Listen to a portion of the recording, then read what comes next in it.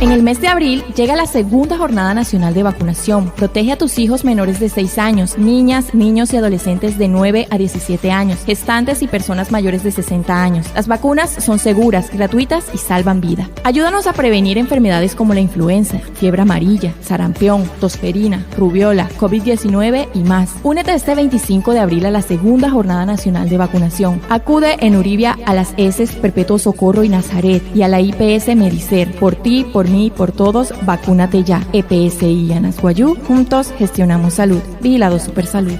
No, kashika ichi anta kai horu antes te amakuna hiraka na purero te pichka no tana mure uyo kanairo na pushwario tana himari ekai mekie terichene poro karachmi no ese otana ipuonu kano tana rayo araten que chiki ai piroshki huya amakuna hirare anas maria parasat kate no hia anena hia kari hirapa one wai ruku suri ayuri otamusia tu wanuri ka to shonu ka to ushwa fiebre amarilla muna ka to sarampiunika kochka otatu rubiola muna Hanaim COVID-19. Watahari. Hurrutka pasó Nicaria 25 Cachique y Abril. Yahuru tu bommanca. Hurrutka pa Yauribia Mesrut Pitatka Perpetuo Socorro Totupitatka Nazarre. Sumate IPS ka Medicer. Paupiaka y Tautayaka y Wawapushwa Makun Hirpamar. Senekiakan Otawayakan Achaha Hirashwako Purana. Anahana Uchiwaya Natumana Anahirikana Sawana.